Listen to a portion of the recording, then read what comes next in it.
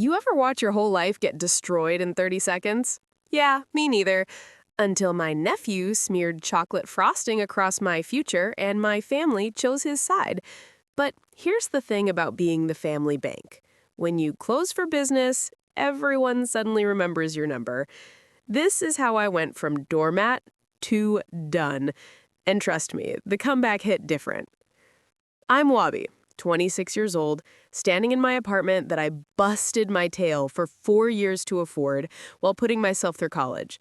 The same apartment my family called too fancy and showing off, even though I worked double shifts at Target and tutored kids on weekends to pay rent.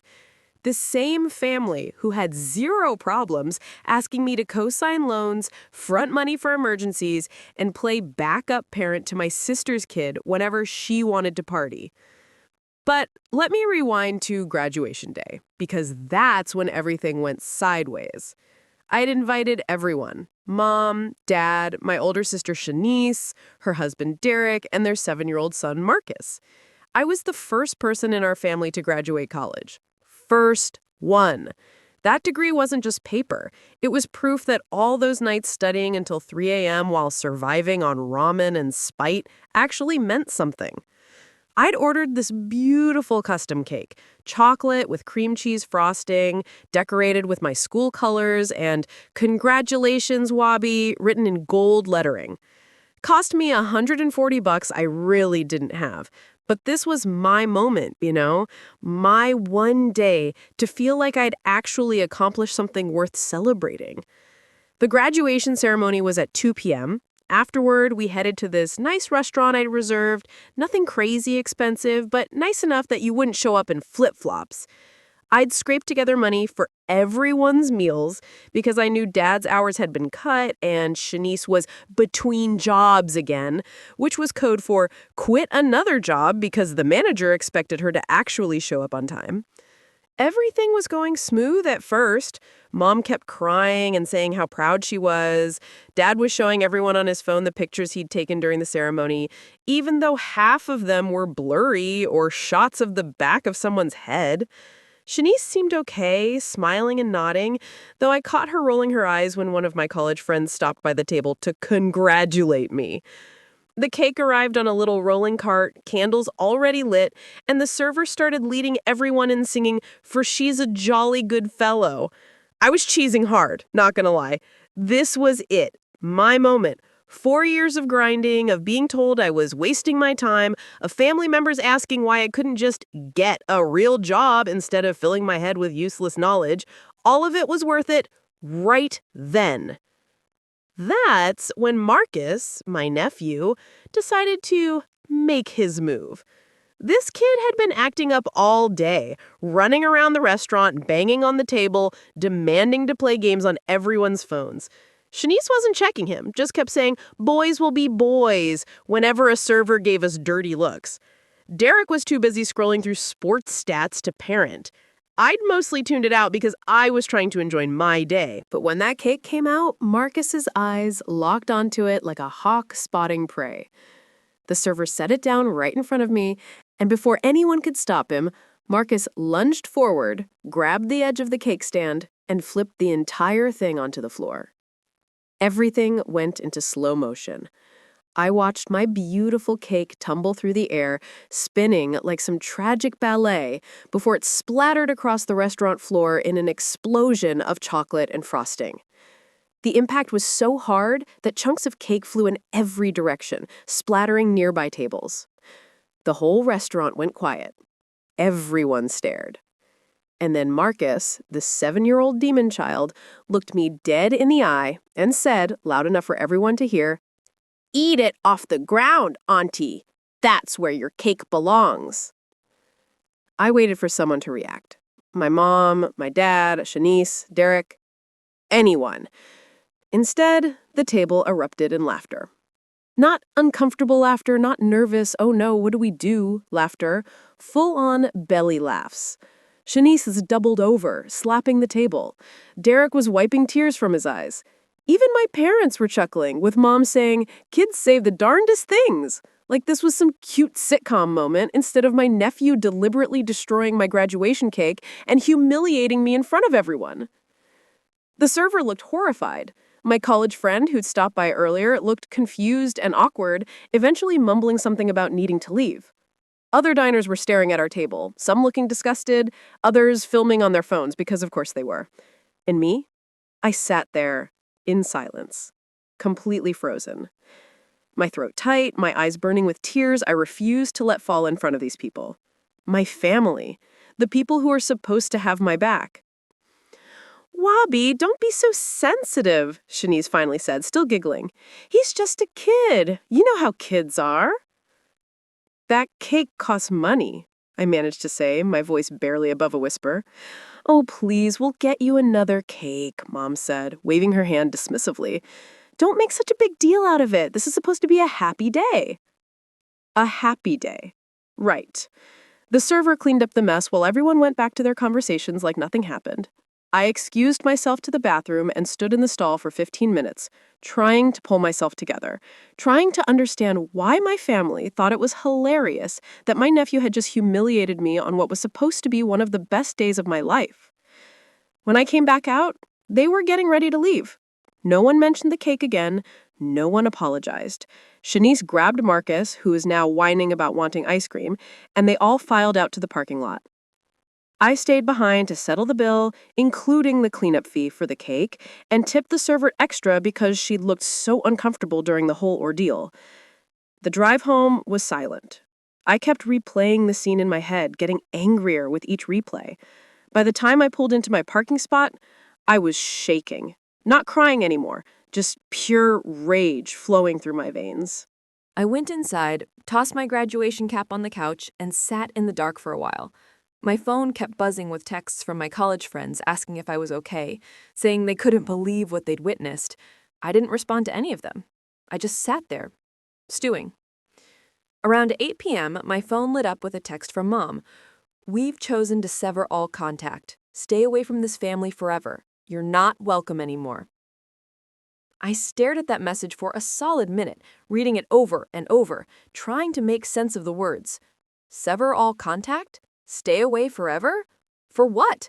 I was the victim here. I was the one whose day got ruined. Before I could respond, I saw that Shanice had liked the message in the family group chat. That's when something inside me snapped. Not in a screaming, throwing things kind of way. In a cold, calculated, clarity kind of way. Like someone had flipped a switch and suddenly I could see everything clearly for the first time in years. I could see every time I'd loaned money that never got paid back. Every time I'd been the free babysitter so Shanice could go clubbing. Every time I'd co-signed a loan or put my credit on the line because family helps family.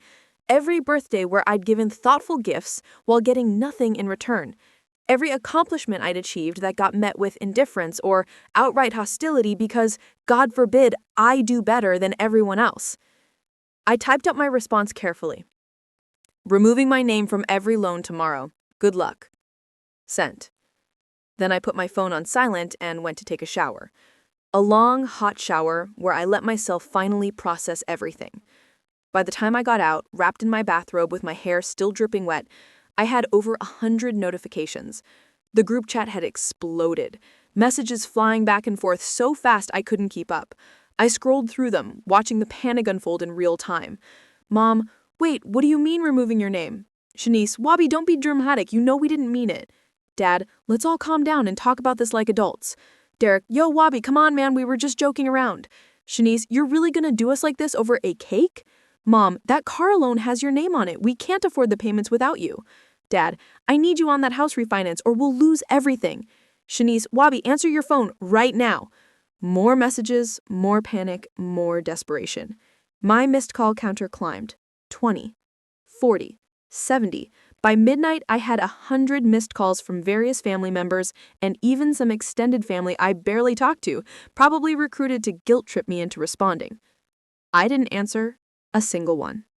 Instead, I opened my laptop and started making a list. Every loan I'd co-signed, every credit card I was listed on as an authorized user, every financial entanglement I had with my family. The list was longer than I expected, spanning 3 full pages when I printed it out. There was the car loan for Shanice, a brand new SUV she'd convinced me to co-sign on because I really need reliable transportation for Marcus. That was 2 years ago. She'd made maybe 6 payments total before I started covering them to protect my credit. The house refinance for my parents that I'd guaranteed because their credit was shot. They'd taken out equity to pay off credit card debt, then immediately racked up more credit card debt. The personal loan Derek had begged me to co-sign when he was trying to start his business, a crypto trading scheme that collapsed within 3 months. Still paying on that one. The credit card where Mom was an authorized user, which she'd maxed out, buying furniture and clothes, leaving me to make minimum payments for the last year. Smaller things, too. The emergency fund they all knew I kept that had been drained repeatedly for various crises that were usually just poor planning. The streaming service subscriptions I paid for that everyone used, the phone plan where I covered 3 additional lines. I added it all up, between direct loans, co-signed debts, and ongoing expenses I covered. My family owed me north of $70,000. $70,000. Money I'd worked my behind off to earn, money I'd put toward helping them instead of building my own life, buying my own car that wasn't 15 years old, maybe taking an actual vacation instead of just dreaming about beaches while scrolling Instagram. And their response to my one day of achievement? Destruction and mockery. Nah, we were done. I started researching my options. Called a lawyer friend who specialized in family law and contract disputes. Turns out, removing yourself as a co-signer is complicated. You usually can't just take your name off a loan, but you can make life extremely difficult for the primary borrowers. You can demand immediate refinancing. You can report missed payments to credit agencies. You can pursue legal action for repayment of debts. Monday morning, I took a personal day from my new job, my actual graduate degree job that I'd landed before even graduating, the one starting in 2 weeks that I'd been so excited about. I spent the entire day at various banks and financial institutions. First stop was the credit union, where Shanice's car loan lived. I walked in with my documentation and requested a formal review of the account. When they pulled up the payment history, their faces said everything. 18 months of missed or late payments, most of which I'd covered. I filed a formal complaint and requested they pursue collections against Shanice for breach of the loan agreement. The loan officer looked uncomfortable but agreed to start the process. Second stop was my parents' mortgage company. Same deal. I provided documentation showing my income was the only reason they'd approved the refinance, showed the payment history, and requested they reevaluate whether my parents could actually afford the loan without my backing. I couldn't remove my name, but I could make it crystal clear I wouldn't be covering any more payments. Third stop was my own bank, where I closed the joint account I'd foolishly opened years ago that everyone had access to for emergencies. The balance was $47. There used to be $5,000. By the end of the day, I'd sent certified letters to everyone in my family, formally notifying them that I would no longer be responsible for any payments, that I expected immediate repayment of all money owed, and that any further contact would need to go through my lawyer. The letters were cold, formal, legal. Nothing personal. Just business. Tuesday morning, I woke up to find my car tires slashed. All 4 of them.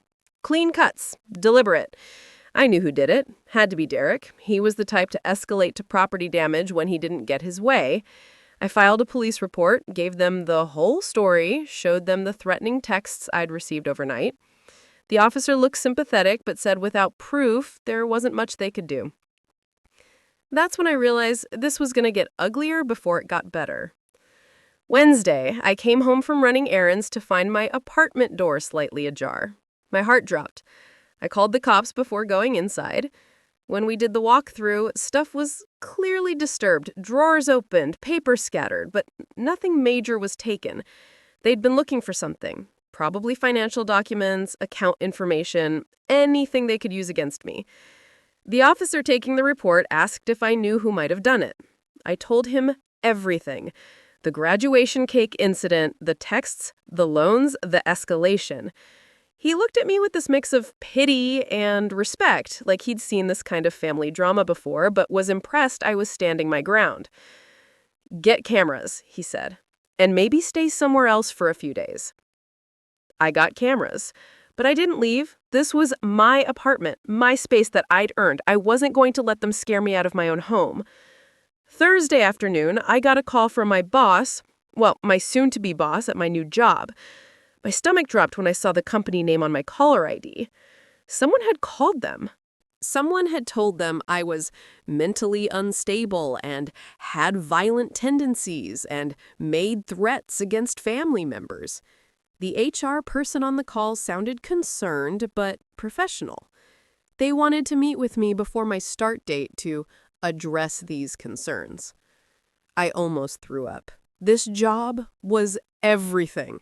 The whole reason I'd ground through 4 years of college while working full-time. My ticket to a real career, real money, real security, and someone, probably Shanice, she knew where I'd be working because I'd been excited enough to tell everyone, was trying to sabotage it. I pulled myself together and explained the situation calmly. Told them about the graduation, the cake, the financial abuse, the escalating harassment, offered to provide police reports, documentation, character references from professors and colleagues. The HR person listened quietly, then said they'd need to verify some things and would call me back. I spent the rest of Thursday in an anxiety-induced fog, convinced I was about to lose everything because my family couldn't handle me setting boundaries. Friday morning, HR called back. They'd done their due diligence, talked to my references, reviewed everything I'd sent. The person who'd called them had refused to give their name and had called from a blocked number, which was already suspicious. My references had vouched for me hard. Apparently, my favorite professor had given them an earful about what a dedicated student I'd been and how proud she was of me. "We're looking forward to having you join the team," the HR person said. "And if you've experienced any further harassment, please let us know immediately. We take these matters seriously."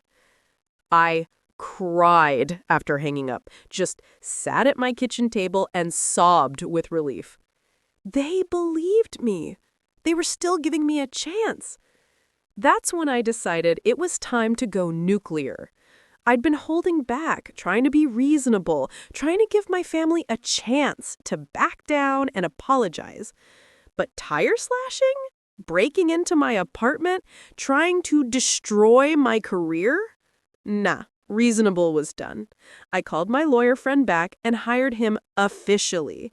Drew up formal demand letters for every penny owed, included interest, included damages for the cake, my tires, the security system I'd had to install.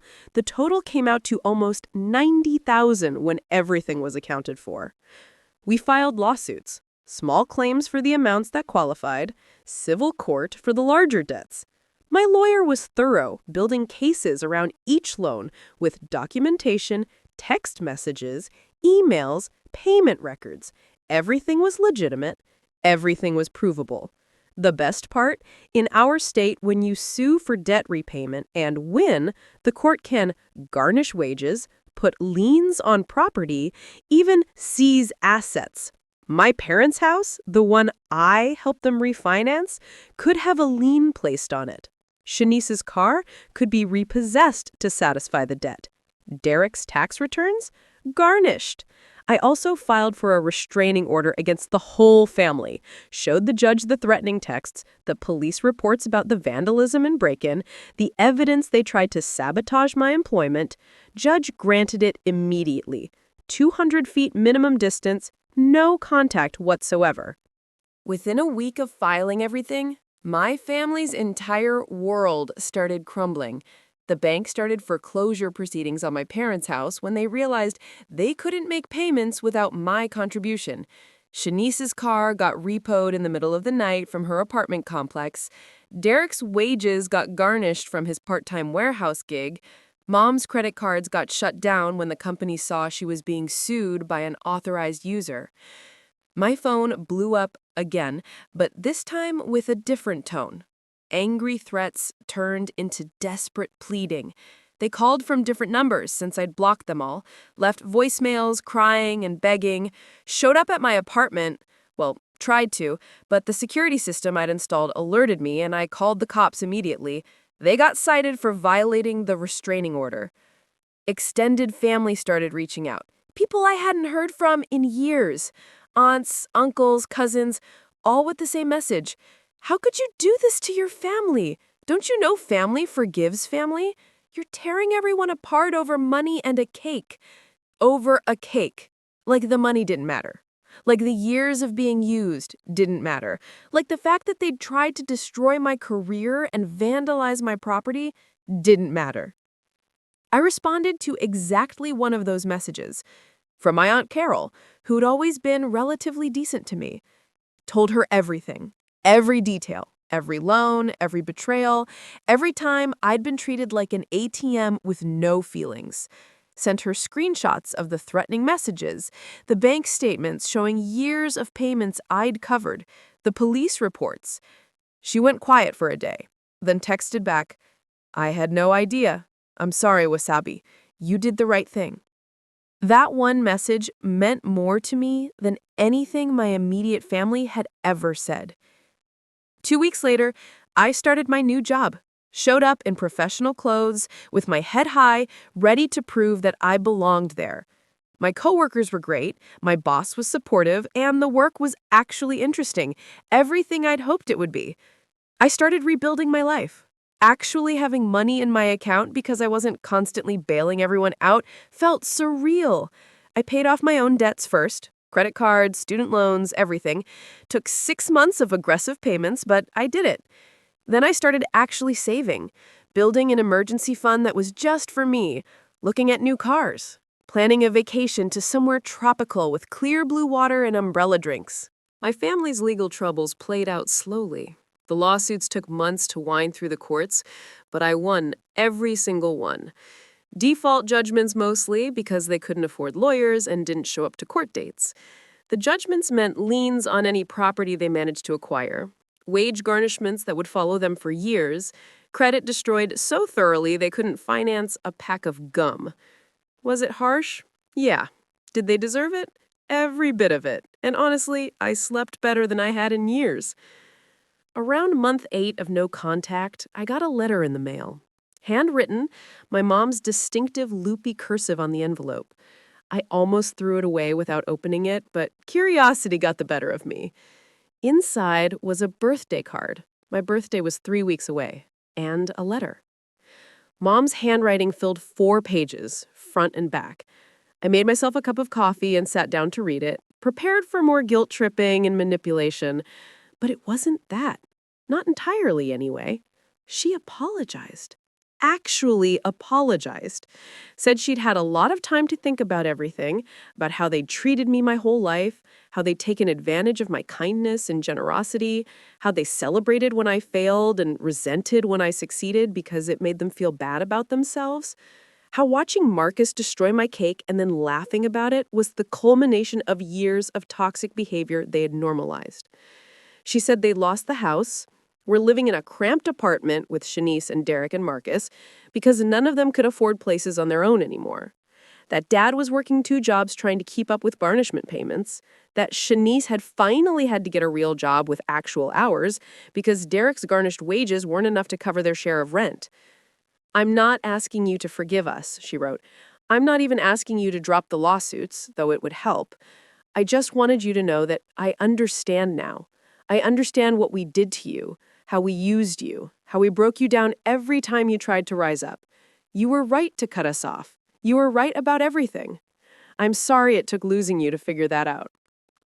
The letter ended with, "Happy early birthday. I hope you're living the life you deserve. I hope you found people who appreciate you the way we should have. I hope you're happy." I read that letter 3 times, tears streaming down my face. Not sad tears, really, more like release tears. Close your tears. The apology I'd needed but never expected to get. I didn't respond. Didn't need to. The letter was enough. Knowing that somewhere, somehow, she'd finally understood what they'd done, that was enough for me. My birthday came and went. I celebrated with my new friend group from work. People who didn't know anything about my family drama and just liked me for me. We went to a fancy restaurant, my choice this time, and they surprised me with a beautiful cake. Chocolate with cream cheese frosting decorated with gold lettering that said, "Happy Birthday, Wabi." When they brought it out with candles lit, everyone singing, I got emotional. My coworker Maya leaned over and whispered, "You good?" "Yeah," I said, smiling through happy tears. "Just really good." I made a wish and blew out the candles in one breath. The wish was simple, that I'd never forget how far I'd come, never forget what I was worth, never let anyone make me feel small again. We cut the cake, and it was perfect. Sweet and rich and everything I'd wanted on graduation day. I ate my slice slowly, savoring every bite, surrounded by people who genuinely cared about me. People who'd shown up because they wanted to, not because they needed something from me. This was what I deserved. This was what I'd been fighting for. Not revenge, though I wouldn't lie and say watching them face consequences didn't feel good. What I'd really been fighting for was my own dignity, my own worth, my own right to exist without being used. Later that night, alone in my apartment with the leftover cake in my fridge and birthday cards from people who actually cared scattered across my coffee table, I thought about that moment at the restaurant. Marcus flipping my cake, everyone laughing, me sitting there in silent humiliation. That version of me felt like a different person. Someone smaller, quieter, more willing to accept crumbs. The me sitting here now, with a good job and actual savings and boundaries harder than titanium, she was someone I was proud to be. Someone who'd fought for herself when no one else would.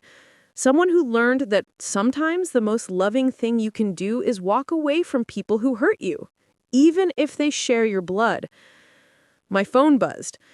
A text from my coworker group chat, still going strong after the party. "Best birthday celebration ever. Same time next year?" I smiled and typed back, "Absolutely. But next year, I'm making the wish before anyone can knock the cake over." They sent back a bunch of confused emojis, and I realized I'd never told them that story.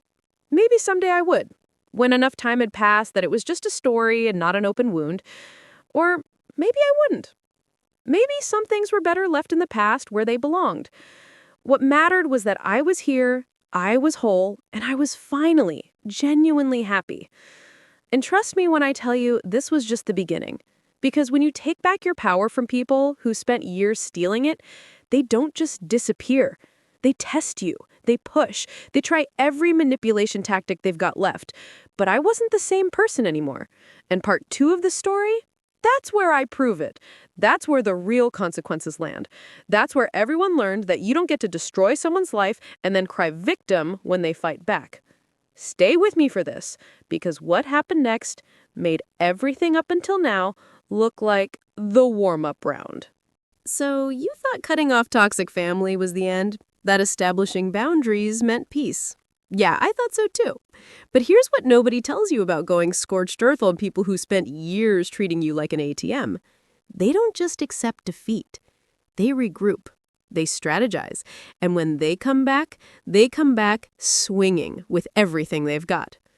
What happened next turned my quiet victory into a full-blown war. And the battlefield? It was about to get a whole lot more crowded. 14 months after I'd walked away from my family, life was smooth. Too smooth, actually, which should have been my first warning sign. I'd gotten a promotion at work, moved into a nicer apartment in a better part of town, and was seriously dating someone for the first time in years. This guy named Julian, who worked in graphic design and actually respected my time and boundaries. Revolutionary concept, right? It was a Tuesday evening, around 7 p.m. Julian and I were cooking dinner together in my kitchen, laughing about something stupid one of his coworkers had done, when my doorbell rang. "You expecting someone?" Julian asked, stirring the pasta sauce. "Nope." I wiped my hands on a dish towel and walked to the door, checking the video doorbell app on my phone first. That's when my stomach dropped. Standing outside my apartment was a woman I'd never seen before, probably mid-50s, wearing a neat blazer and holding a manila folder. Next to her was a man in a cheap suit with a camera around his neck. Behind them, partially visible, was a news van. "Wabi, you need to see this," I called out, my voice tight. Julian came over and looked at my phone screen. Who were they? I don't know, but that's Channel 7's logo on that van. The doorbell rang again. Then my phone started ringing, a number I didn't recognize. I answered cautiously. "Hello?" "Ms. Wabi Thompson, this is Rebecca Lawson from Channel 7 News. I'm standing outside your apartment, and I was hoping we could have a conversation about some serious allegations that have been made against you." My heart started pounding. What allegations? Your family has come forward with claims that you've been financially abusing them for years, that you've threatened violence, and that you're using the legal system to harass them. They've provided us with documentation, and we'd like to give you a chance to respond to these accusations on camera. I looked at Julian, who'd gone pale. "This is insane," I whispered, covering the phone, then back to the reporter. "I'm not making any statements. You need to leave my property." "Miss Thompson, your family is claiming you stole over $50,000 from them, and—" I hung up. My hands were shaking so bad I almost dropped my phone. "Wabi, what's going on?" Julian gripped my shoulders, steadying me. "They're lying. They're going to the media with lies." I pulled up my news app and searched for my name. Nothing yet, but that didn't mean it wouldn't be there by tomorrow. The doorbell kept ringing. I turned off the sound and watched on my phone as the reporter knocked several more times before finally walking away with her cameraman. But they didn't leave. They set up on the sidewalk across from my building, clearly planning to stake out the location. "We need to call your lawyer, like right now." I called Marcus, my lawyer, not my nephew, different Marcus. He answered on the second ring, and I explained the situation in a rush of words that probably didn't make much sense. "Okay, slow down," Marcus said calmly. "First thing, do not talk to any reporters. Don't respond to anything on social media if this goes public. Don't engage at all. Second thing, send me everything you have documented. Every text, every email, every court document, every payment record. I'm going to prepare a comprehensive response package." Can they do this? Just lie on the news? They can make allegations. Whether the news station will actually air them without verification is another matter. Most reputable stations won't run a story without corroborating evidence. But in the age of social media, your family doesn't need traditional media. They can put whatever they want online. As if on cue, my phone started blowing up with notifications. Instagram, Facebook, Twitter, all of them. I opened Instagram first and felt my blood run cold. Shanice had posted a long, detailed story. Multiple slides with photos, including a picture of that graduation cake on the floor, which she'd apparently taken while everyone was laughing. The caption told a completely different story than reality. "My sister Wabi has been financially abusing our family for years. She loaned us money, then used those loans as weapons to control us. When my son, just a child dealing with behavioral issues, accidentally knocked over a take, she snapped. She threatened us, took us to court, and has been systematically destroying our lives. My parents lost their home. I lost my car. We're living in poverty while she flaunts her wealth and success.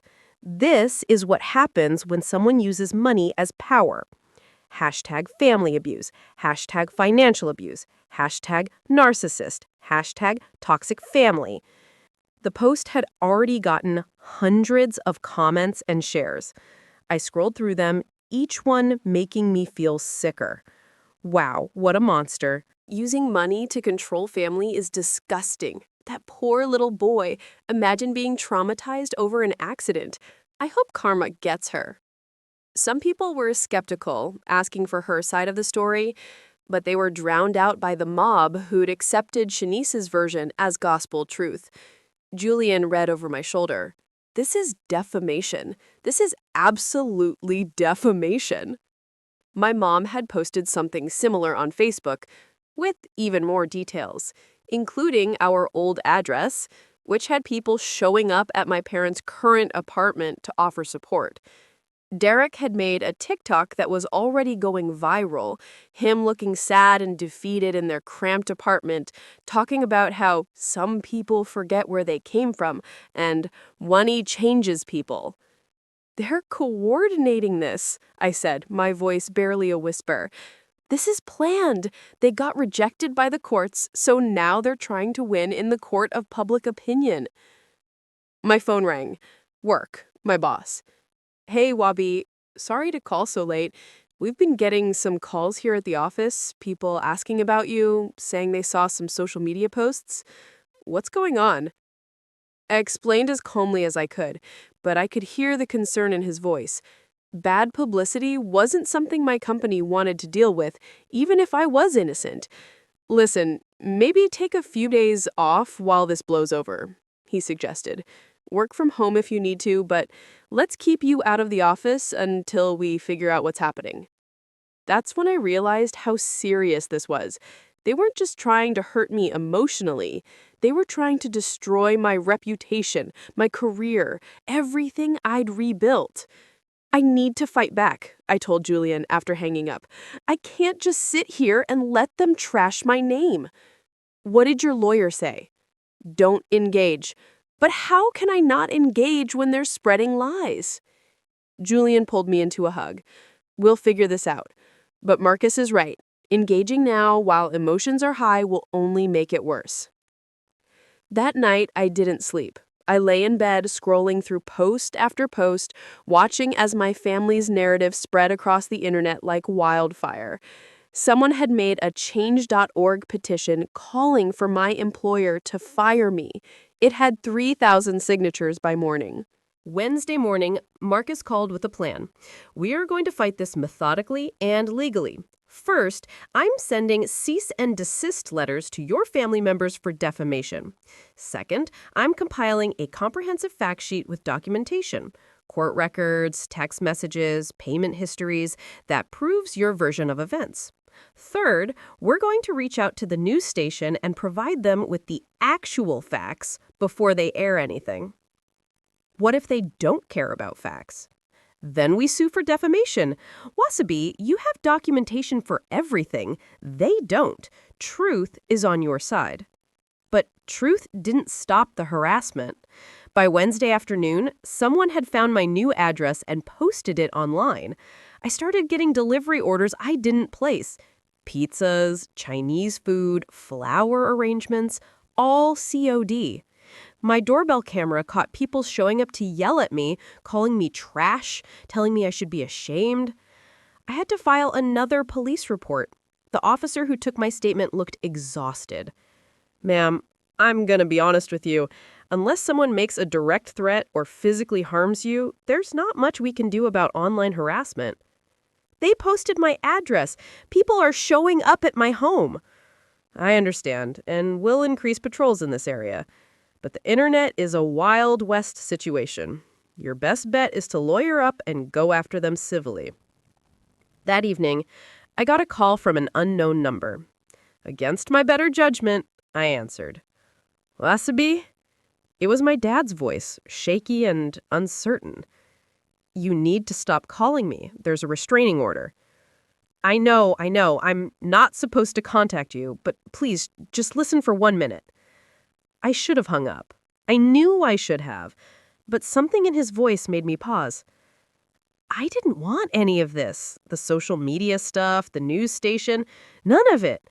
That was all Shanice's idea. She got Derek involved, got your mom on board. They told me it was just to pressure you into dropping the lawsuits. And you went along with it. What choice did I have? We're all living together. I can't afford to be on their bad side, too. He paused. But it's gone too far. People are threatening you. Someone threw a brick through the window of our apartment thinking it was yours. This whole thing is spiraling. Then tell them to stop. I can't control them, Wabi. She's not thinking straight. She's desperate. She blames you for everything bad in her life. And Derek's feeding into it because he's angry about the wage garnishment. And your mom, she just goes along with whatever Shanice says because she's afraid of losing her too. She already lost me. They all did. The moment they chose to humiliate me, steal from me, and then play victim when I stood up for myself? I know you're right. I wanted to warn you. Shanice mentioned something about showing up at your job. Please be careful. He hung up before I could respond. That sounded intense, Julian said from the couch where he'd been pretending not to listen. My dad warning me that Shanice might show up at my work. I sat down next to him, feeling defeated. This is never going to end, is it? It'll end when they realize they can't win. When the legal consequences get too heavy, when public opinion shifts because the truth comes out. You just have to outlast them. Thursday morning, I went into the office despite my boss suggesting I work from home. I wasn't going to hide. I'd done nothing wrong. But around 11 a.m., a receptionist called my extension. Wabi, there's a woman here demanding to see you. She's causing a scene. I knew before I even got to the lobby who it would be. Shanice stood by the reception desk, looking haggard but determined. She'd dressed up for this. Nice clothes, makeup, hair done, playing the part of the victim. There she is, Shanice pointed at me dramatically as I emerged from the elevator.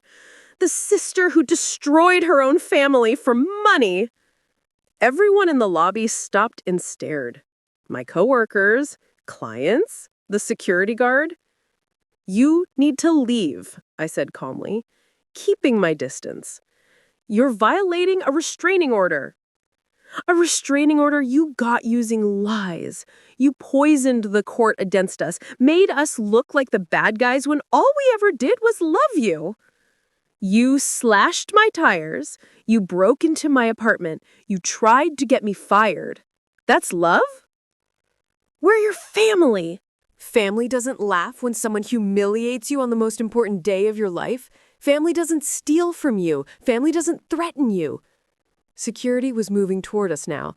My boss had come out of his office, looking concerned. You were always so selfish, Shanice spat. Always thought you were better than us because you went to college. Well, look at you now, hiding behind lawyers and restraining orders because you can't face what you've done. What I've done? I helped you. For years, I helped all of you, and you repaid me by destroying a cake that cost me $140 I couldn't afford, then laughing about it like it was the funniest thing you'd ever seen. It was just a cake. It wasn't about the cake. I was fully yelling now, months of suppressed rage pouring out. It was about the disrespect, the constant taking, the way you all treated me like I existed just to serve you. I was never a daughter, never a sister. I was a resource to be exploited. Security reached Shanice and took her arms. Ma'am, you need to leave the premises now. This isn't over, Wasabi. She struggled against the security guards. You can't hide forever. The truth will come out. Everyone will know what you really are. The truth is already out, I said, my voice dropping to something cold and steady. It's in court documents, police reports, bank statements, text messages, all the evidence I kept because I knew someday I'd need to prove what you all did to me. So go ahead, keep telling your lies. The truth isn't on your side, and eventually everyone will see that. They escorted her out while she continued screaming. The lobby was dead silent. Everyone stared at me, some sympathetic, some shocked, some clearly uncomfortable. My boss approached carefully. Wabi, maybe we should talk in my office. I followed him, my whole body shaking with adrenaline. Once his door closed, I broke down. I'm so sorry. I never wanted to bring this drama here. I've been trying to handle it quietly, but they won't stop. Hey, he handed me tissues. From what I just heard, you're dealing with a nightmare situation, and honestly, the way you handled that was pretty impressive. You didn't get physical. You stated facts. You kept your composure until you couldn't anymore, which is human. You're not going to fire me? Fire you? Wabi, you're one of our best employees. You think I'm going to let some family drama change that? If anything, I'm worried about your safety. That woman seemed unhinged. I called the police from his office, filed another report for the restraining order violation. They picked Shanice up 3 blocks away, still ranting about me to anyone who would listen. She spent the night in jail. That evening, sitting in my apartment with Julian, I watched as the story finally broke. But not the way my family had hoped. Channel 7 had done their homework. Instead of running with my family's accusations, they'd reached out to Marcus, who'd provided them with documentation.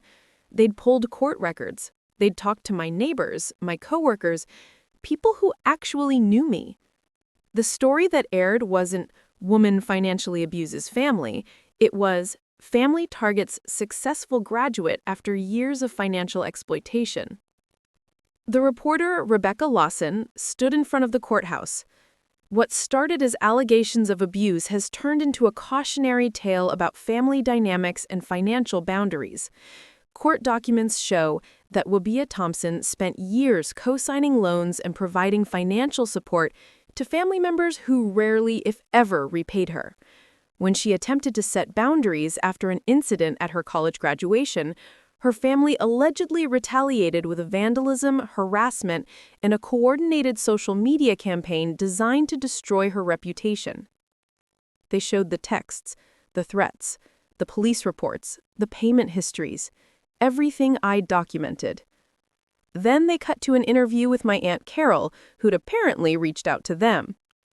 Wabia was always the responsible one, the one we all called when we needed help, and her family took advantage of that for years. What they've done to her since she stood up for herself is reprehensible. The segment ended with Rebecca saying, "Channel 7 reached out to the Thompson family for comment, but they declined to be interviewed.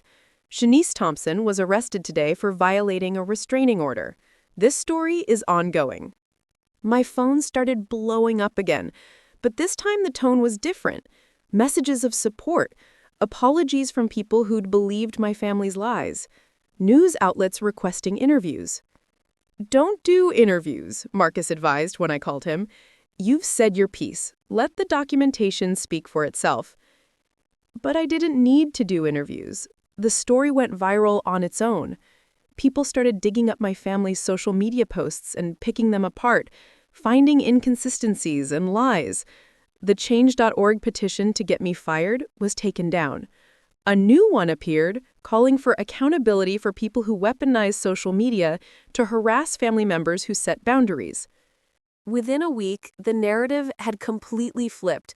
My family went from victims to villains. Shanice's Instagram was flooded with negative comments until she deleted her account. Derek's TikTok got taken down for harassment. My mom's Facebook posts got reported so many times her account was temporarily suspended. The court cases proceeded. With the media attention, judges started taking the violations more seriously. Shanice got sentenced to 60 days in jail for the restraining order violation. Derek's wage garnishment increased. My parents faced steeper penalties for the defaulted loans. I should have felt victorious, should have felt like justice had been served. But mostly, I just felt tired. "You okay?" Julian asked one night, about a month after everything exploded. "I don't know. I won, right? They can't hurt me anymore. But it doesn't feel like winning. It just feels empty." "That's because you wanted your family to love you, not fear you or hate you. And that's not what you got." "No, it's not." He wrapped an arm around me. "But you got something else. You got your self-respect. You got your freedom. You got to prove that you're worth more than how they treated you." "Is that enough?" "It has to be, because they're never going to be the family you deserved. But you can build a new family, people who choose you because they value you, not because they can use you." Over the next few months, that's exactly what I did. Julian became my partner in every sense. Supportive, kind, treating me like an equal. My coworkers became genuine friends.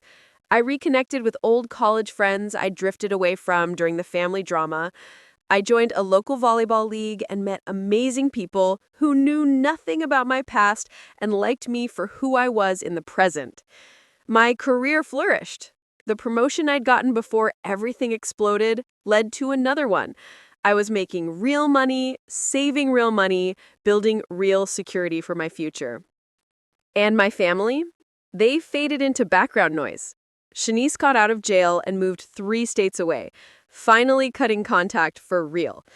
Derek and her split up. Turns out financial stress destroys marriages. Who knew? My parents downsized to a tiny apartment and both got full-time jobs. They were managing, barely, but managing. I heard through Aunt Carol that Mom had started therapy, that she was working through a lot of guilt about how she'd raised us, how she'd enabled Shanice's behavior, how she'd failed me. Part of me hoped she'd find peace with that, but it wasn't my job to give it to her. On the 2-year anniversary of the graduation cake incident, Julian surprised me with a party. Nothing huge, just our close friends, good food, and, you guessed it, a beautiful chocolate cake with cream cheese frosting. When everyone sang and I blew out the candles, I made a different wish than I had on my birthday that first year.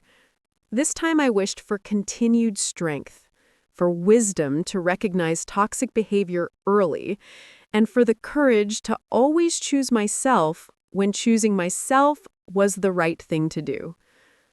We cut the cake and Julian raised his glass. Toahibi, who taught us all that sometimes the most radical act of love is loving yourself enough to walk away from people who hurt you. Everyone cheered and clinked glasses.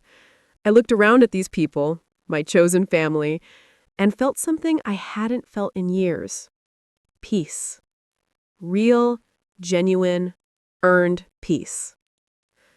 Later that night, after everyone had left, I checked my email and found something unexpected. A message from a literary agent who'd followed my story in the news. Dear Miss Thompson, I know this might seem strange, but your story has resonated with thousands of people dealing with similar family dynamics. Have you ever considered writing a book about your experience? I think it could help a lot of people who feel trapped in toxic family situations. If you're interested, I'd love to discuss this further. I showed Julian. Should I? Do you want to? I thought about it. Thought about all the messages I'd gotten from strangers over the past year. People thanking me for speaking up. People saying my story gave them courage to set their own boundaries. People who felt less alone because I'd shared what happened to me. Yeah, I said slowly. Yeah, I think I do. 6 months later, I signed a book deal. The advance alone was more money than I'd loaned my family over all those years combined. The irony wasn't lost on me. Writing the book was therapeutic and painful in equal measure. Reliving everything, organizing it into a coherent narrative, finding the lessons in the trauma. It forced me to process things I'd been pushing down. The book came out to positive reviews, not just from critics, but from readers, people who saw their own families in mine, who felt validated, who found courage to make changes in their own lives. I did a book tour, speaking at events, doing interviews, sharing my story over and over. And every time someone came up to me afterward with tears in their eyes, thanking me for helping them feel less crazy, less alone, less guilty for wanting to protect themselves, it made everything worth it. One evening during the tour, I was signing books at a store when a woman approached the table. Mid-50s, nervous energy, holding my book with shaking hands. I need to thank you, she said. My daughter gave me your book. She's been trying to tell me for years that I was enabling her brother's toxic behavior, that I was hurting her by expecting her to constantly sacrifice for family. I didn't listen. I told her she was being selfish. Then I read your book, and I saw myself. I was your mom. I was choosing the easy path of keeping the peace over actually protecting the child who didn't cause problems. She started crying. I called my daughter yesterday and apologized, really apologized. And we're going to therapy together because of your book, because you had the courage to tell the truth even when it was hard. I came around the table and hugged her. That took courage too. Recognizing you made mistakes and choosing to fix them, that's harder than walking away ever was. That moment crystallized something for me. This was why I'd written the book. Not for revenge, not even really for catharsis, for connection, for change, for the possibility that someone else might avoid the years of pain I endured because they learned the lesson earlier. 3 years after the cake incident, I was in a completely different place. Financially stable, emotionally healthy, in a loving relationship, successful career, book published, life built on my own terms. I still thought about my family sometimes, wondered if they'd changed, if they'd learned anything, if they ever truly understood the damage they'd caused. And then, one ordinary Tuesday, I got a letter. Not email, not text. An actual handwritten letter forwarded through my publisher so my address stayed private. The return address was my mom's. I stared at that envelope for 3 days before opening it. Julian offered to read it first, screen it for me, but I knew I had to do this myself. Finally, on Friday evening, I sat down with a glass of wine and opened it. Dear Juan Maccabi, it began. I don't expect you to read this. I don't expect a response. I don't expect forgiveness. I just need you to know some things. And this is the only way I can tell you since you've rightfully cut off all other contact. She told me that my dad had died. Heart attack 6 months ago. Quick and painless, the doctor said. They hadn't contacted me because they assumed I wouldn't care, wouldn't want to know. But he asked about you at the end, she wrote. Your name was the last thing he said. Not mine, not Shanice's. Yours. Because you were always the one he was most proud of, even though he never knew how to show it. Even though he let us treat you terribly because it was easier than standing up to Shanice. She talked about how Shanice was in therapy now, finally, after hitting rock bottom. How she'd admitted to a lot of things.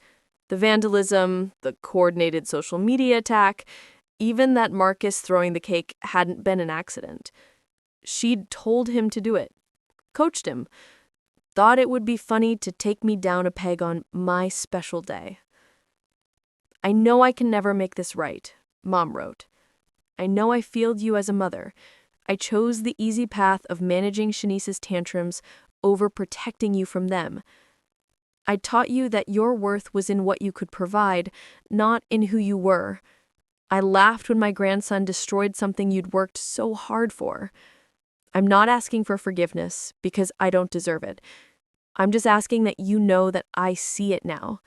I see what we did. And I'm sorry. I'm so deeply, impossibly sorry. The letter ended simply. I hope you're happy. I hope you found people who treat you the way you deserved to be treated all along. I hope your life is everything you wanted it to be. You earned it. Mom. I read that letter 5 times, crying through each one, not because I wanted them back in my life, not because I was reconsidering my boundaries, but because it was the closure I'd needed, the acknowledgement that I wasn't crazy, wasn't selfish, wasn't wrong. I was right about all of it.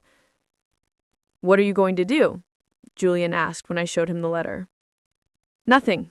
She doesn't want a response, and I don't need to give one. This is enough. I folded the letter carefully and put it in a box with all the other documentation from that period of my life. A time capsule of my lowest point and my greatest growth. That weekend, Julian and I went to the beach, walked along the shore, talked about our future, made plans for the life we were building together. As the sun set over the water, painting the sky in shades of orange and pink, I felt something I'd been chasing for years: completeness. Not because I'd reconciled with my family, not because they'd apologized, not because I'd gotten revenge or justice or vindication, but because I'd chosen myself. Because I'd fought for my own worth when no one else would. Because I'd drawn boundaries and defended them, even when it cost me everything I thought family was supposed to mean. I'd learned that blood doesn't make you family. Love, respect, and mutual support do. I'd learned that walking away from toxicity isn't giving up, it's growing up.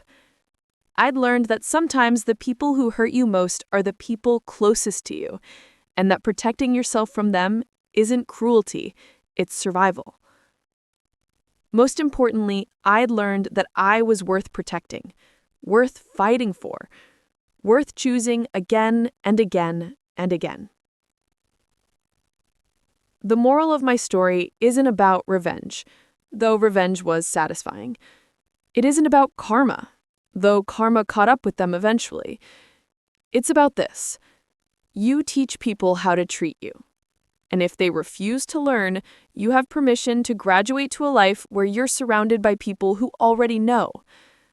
My family threw my cake on the ground and told me to eat it.